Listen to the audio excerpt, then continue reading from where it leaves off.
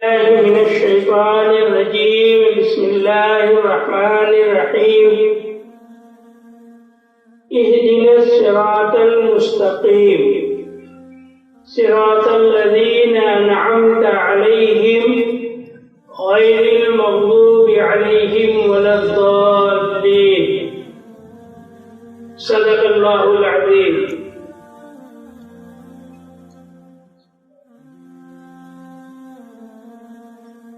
میرے عزیز بچوں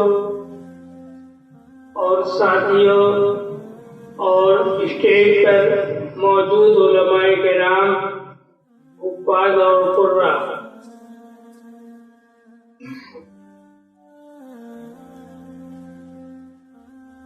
میں تقریر، خطابت اور وعظ کہنے والا آدمی نہیں ہوں. میں وعظ اور نصیحت کا خود محتاج ہوں. ہمارے رفیق محترم مولانا محمد عمران مظاہری دامت برکاتہ اور اس مدرسے کے اساتذہ کرام،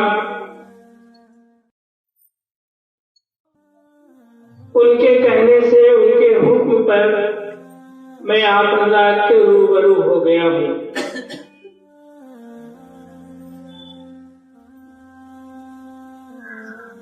حضرات سامعین کرام، اللہ رب العزت نے اس کائنات میں انسان جیسی عظیم مخلوق پیدا کی،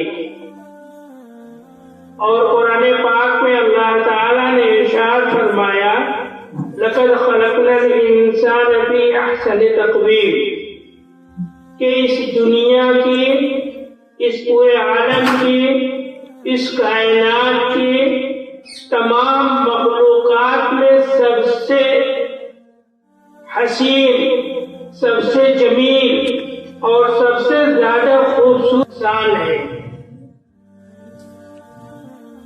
انسان کو اللہ تعالیٰ نے یہ خوبصورتی، یہ حسن، یہ جمال، یہ عزت اور کرامت کیوں عطا کی ہے؟ اللہ تعالیٰ نے فرمایا وَلَقَدْ كَرَّمْنَا بَنِي آدم، کہ آدم علیہ السلام کی اولاد یعنی انسانوں کو ہم نے تمام مخلوقات میں مکرم بنایا، تمام مخلوقات میں معظم بنایا، باعزت اور باوقار بنایا. تو انسانوں کی اس عزت، اس تقریب، اس وقار اور اس احترام کی وجہ کیا ہے؟ اللہ تعالیٰ نے قرآن کریم میں دوسری جگہ فرمایا کہ انسانوں کو ہم نے جو عزت دی ہے، جو تقریب دی ہے اور اس کا جو اعزاز کیا ہے، اس کو عزت و افتخار کی جو بلندیاں عطا کی ہیں، وہ علم کی بنیاد پر.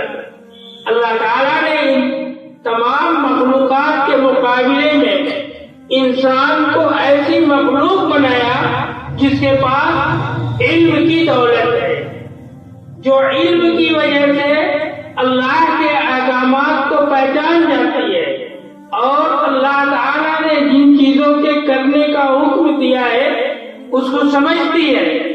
اور یہ انسان مخلوق اللہ تعالیٰ نے جن چیزوں سے منع کر دیا ہے، جن چیزوں کے کرنے سے روک دیا ہے، انسان علم کی بنیاد پر، انسان اپنی فہم کی بنیاد پر، اللہ کی دی ہوئی علم کی بنیاد، اللہ کے دیے ہوئے علم کی بنیاد پر انسان اللہ کے اوامر پہ عمل کرتا ہے، اللہ کی منہیات سے رکتا ہے.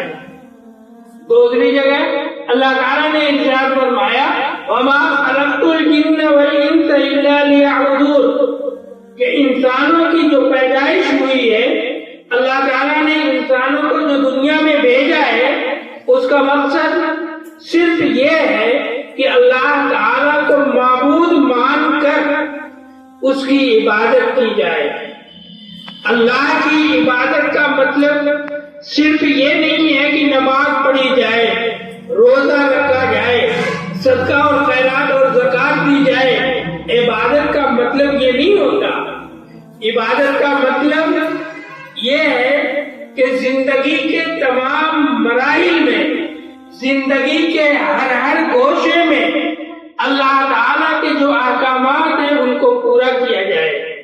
ایک انسان اپنے گھر میں موجود ہے، اگر وہ کسی کا بیٹا ہے تو اسے یہ احساس ہونا چاہیے کہ بیٹا ہو کر اللہ تعالیٰ کے کیا احکامات ہیں۔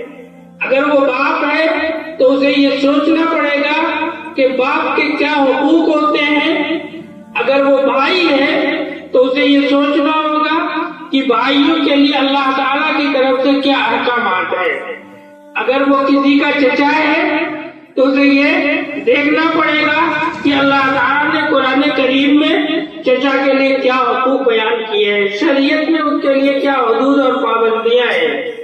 اسی طریقے سے ایک انسان گھر میں ہے تو اسے یہ دیکھنا پڑے گا کہ گھر میں رہنے کے اسلامی آداب کیا ہیں۔ اگر وہ بازار میں پہنچ رہا ہے تو اسے یہ دیکھنا ہوگا کہ بازار میں پہنچنے کے بعد اسلامی احکامات کیا ہیں۔ اگر وہ مدرسے میں ہے تو اسے یہ دیکھنا پڑے گا کہ مدرسے میں رہ کے اللہ تعالیٰ کے احکامات کیسے پورے ہوں گے۔ میرے کہنے کا مطلب یہ ہے کہ عبادت یہ ہے کہ زندگی کے ہر مرحلے میں، زندگی کے جتنے بھی گوشے ہوتے ہیں، باپ، بیٹا، بھائی، چچا، دادا، یعنی انسانی جتنے بھی رشتے ہیں، ان رشتوں کے نبھانے میں اللہ تعالیٰ کا کیا حکم ہے، اللہ تعالیٰ اپنے بندوں سے کیا چاہتا ہے، اس کی رعایت کی جائے اور اس کو اختیار کیا جائے، یہی عبادت ہے۔ عبادت کا اصل مفہوم یہی ہے کہ اپنی پوری زندگی کو اسلامی طریقے پہ ڈھال لیا جائے۔